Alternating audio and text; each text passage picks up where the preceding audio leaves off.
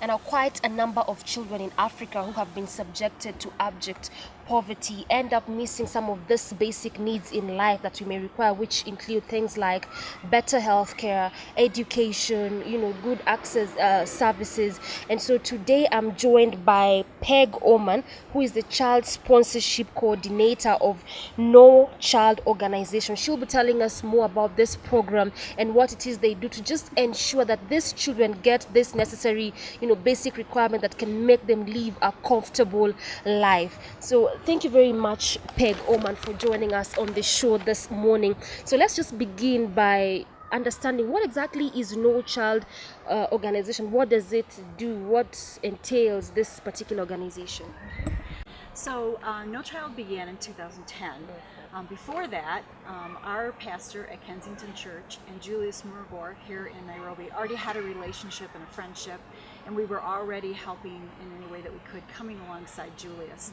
And Julius had started 3 children's homes in East and West Popat with about 600 children at the time. And so it was like, how could we come alongside and help these kids get an education, get food, and get everything that they needed to have a successful life. And so NoChild.org was born in 2010, and we launched it with 600 children. And so the idea is just to make sure that these children always have medical care, food, that they're getting the education that they need. And that for Kensington, it's a holistic ministry, and so a really important part of that is that these children know that they have a Heavenly Father who loves them. Wow, that's beautiful. So actually the No Child.org is under the Kensington Ministry. It is. But the whole idea is just to help these children get a better life, basic education, healthcare, and things that actually can make them live comfortably. Yes. All right, so let's talk about the sponsorship program, because obviously these children have to be sponsored. How do you go about that? So when we first came over, we came back with 600 children. We thought, oh my goodness, how are we going to get 600 children sponsored? And it felt like a huge responsibility. Yes. But we really prayed about it, and we came home, and the Kensington Church family just really came on board, and were so supportive. And really, almost all of the children were sponsored within that first year. And so since then, we've had sponsors that have been with us since 2010. So they've been sponsoring for 9 years. And they're continuing. When we first started, we thought we have elementary school age children, really, and we hadn't really dealt with the high school yet.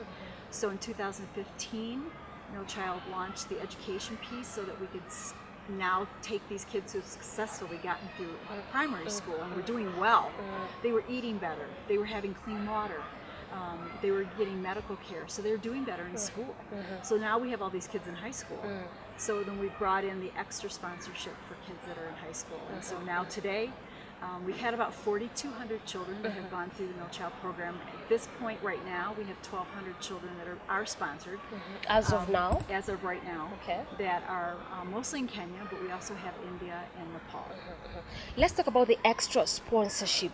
How do you manage together? Because you may know that sometimes it may be a bit difficult, especially for sponsors, just to get the money, not because they really don't want to, because they may also have other responsibilities. Now that you introduce extra sponsorship, which now entail, going to high schools, these children ensuring that they go to high school and even colleges and universities. Right. How did you manage to probably convince the existing sponsors, that they have to add more money or chip in more? Yeah. It didn't take much convincing. Okay. Because when you sponsor a child through No Child, we really work on that personal relationship between the sponsor and the child. Okay. So through letter writing, we bring teams over so people actually get a chance to meet the child that they sponsor. So we built these relationships, and we try to continue that so that when these extra expenses come up, they're already invested in that child. They're emotionally, they're spiritually, they're financially invested. In a holistic way? In a holistic way. Okay. And so they want to see those kids continue to be successful. Not everyone can afford it. Yeah. Not everyone, it's a sacrifice even sometimes for the basic sponsorship. And when they ask to take on an additional amount for high school, that's really asking a lot. Yeah. But God has supplied, and we don't have all of the kids sponsored for high school, but we're working on it all the time. Between grants and sponsorships, we're really, and Julius Mergor here is working very hard to raise funds so that those kids can continue high school. All right. So aside from an individual sponsor who may want to sponsor a child, probably, how else do you get the funds to ensure that actually these children, just go to school, get this basic requirements, and have a better life later on in their lives? Yeah. So for me, it's part of my job is making sure that we have those children sponsored and to introduce people to the sponsorship program. So we do that through a website. We have nochild.org. We do that through just really bringing teams over so that they can see the need and that they can meet the children is a huge thing. There are a lot of sponsorship programs out there, but you never meet the child that you actually sponsor. So we offer that opportunity for people to really see this is a real child, these are real needs. And just to really make them understand that their sponsorship is making a difference, and for one child that can be life.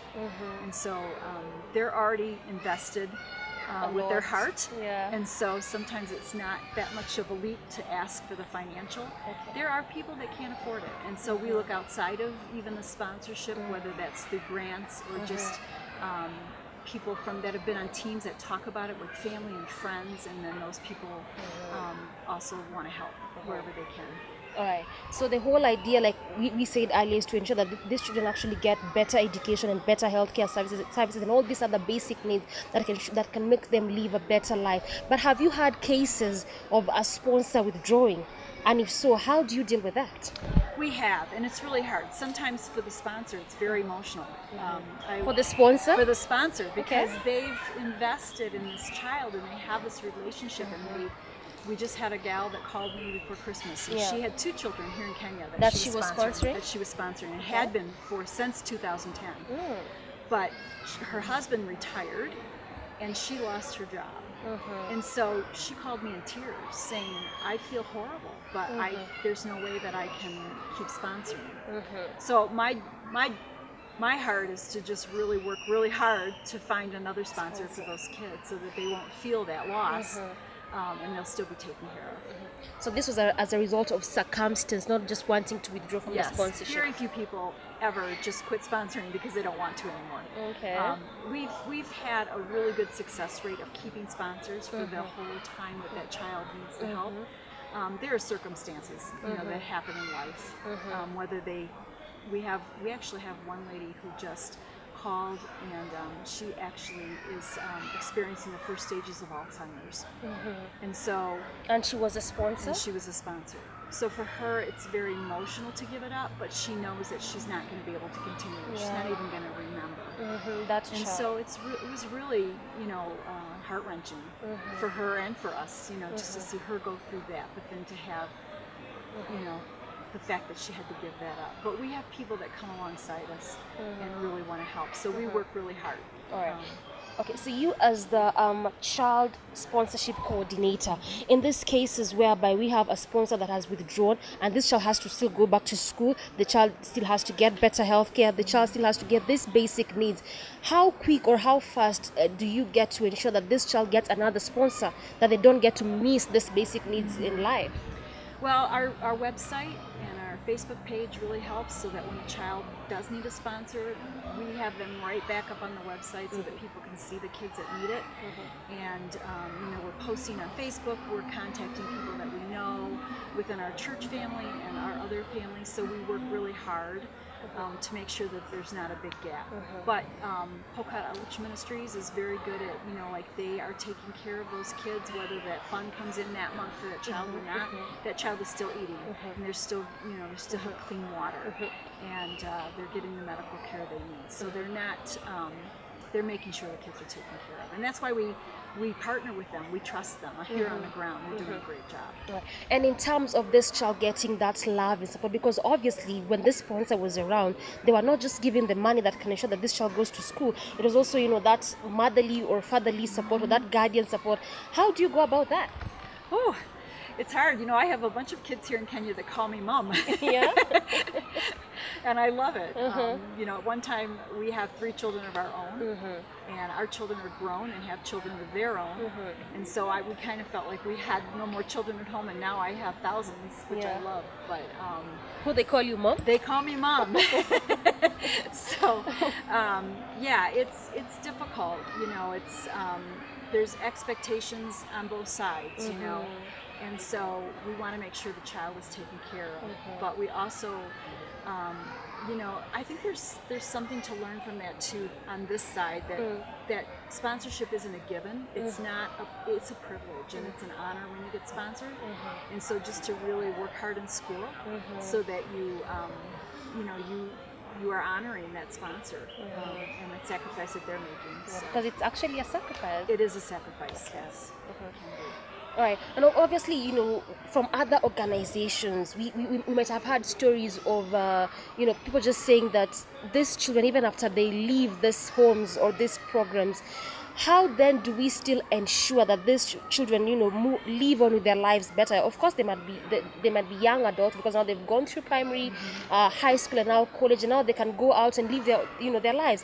But the homes or such organizations was like a home for them, where they could, where the guardians were like their parents to them. So for you as No Child organization, how do you ensure that these children, even after completion of their, you know, their studies, that there's still a follow-up for them, you know, that there's still guidance for them? How do you ensure that? Africa and the confidence that we have in the managers that run the homes. I have a great relationship with them, and so does you know, our pastor and just the ministry here. We've been ministering together for over 20 years, so there's a trust factor in here. But they're so good. One of the managers at Kodich, his name is Benson, and the children all call him, you know, Dad. And so He's like their father. he's like their father. Okay. And so if you ask Benson about a child who graduated last year, he can still tell you like where they are, what they're doing. Obviously, with 4,200 children that have gone through the program, you're not going to know about every child. But they're very good at keeping track of the kids and making sure that they have successful lives. All right. So you still just ensure that even if they finished high school and college, that they, you know, there's still a follow-up for them. They can be guided. Yes. All right. Yeah. And also for the organization, we also get to learn that some of these children, some of them might be having parents. So for those that don't have parents, especially for those in West Pokot and East Pokot that really have been subjected to poverty-stricken level, how do you get these children? Is it from the streets, you know, just to come into the homes where they can get this support that can help them live better lives? I think it comes from a lot of different things. The community comes around that child and will say this is a child in need, and so they're recommended to the different homes. I know some of our managers meet kids on the streets in Kapenguria that are having problems. We have a boy that's been in the home that was just one of the lost boys in Kapenguria, sniffing glue, and so they've taken him in and are taking care of him. Some of it is relationships with churches. And, you know, pastors recommending this child needs help. This child doesn't have a parent, or this child's parents are unable to care for them. So it's a whole community project. I think the whole community comes around it and wants these children to be taken care of. All right. So it's not just for the children who don't have parents, who really don't have underprivileged parents, also just from the streets. Yes. All right. And in terms of adoption, let's say it gets to a point whereby the sponsor may need to actually adopt the child. Do you facilitate that? No, we don't. And I think the law in Kenya is that you have to live here for a year before you can adopt a child. So we really don't. You know, I really feel like, and I know Kensington and No Child, their whole premise is that we want these kids to be successful here and change their own communities. The answer is not to bring them to the United States or to another country. These kids are the future of Kenya, and so we want to see them succeed and be those leaders of tomorrow. So there's no adoption, but actually no really adoption for the children, but actually just to ensure that these children live better life and become better citizens of their country. Exactly. Okay. Exactly. And so are you planning on expanding your borders, you know, to be for you to be established in more than the 3 countries that you already are established as of now? You know, as God leads, you know, I would love to do all the countries in the world. But you know, right now we've been focusing on Kenya, India, and Nepal. And I don't know. I pray someday we might be in South Sudan. That might be the next place, but I don't know that for sure. And we're just waiting on the Lord, whatever opportunity He brings. So whatever He brings is what you Is take what up. we'll do. Yes. Right.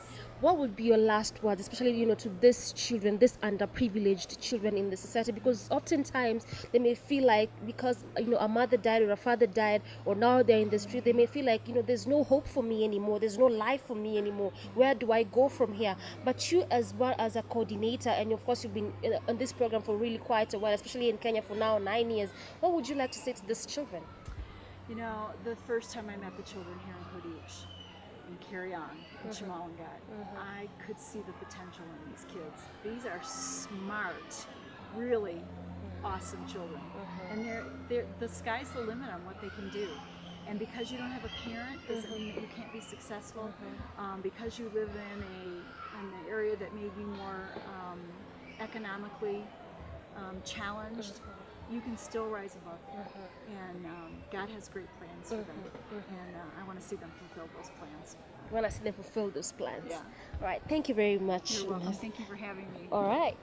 So that has been Ms. Peg Oman, who is the Child Sponsorship Coordinator at No Child Organization, just telling us more about what they do for this particular organization, and just to ensure that these children who really feel underprivileged because of poverty levels, that they can still rise up above that and still become every single thing that they need to be. That's it for the show this morning.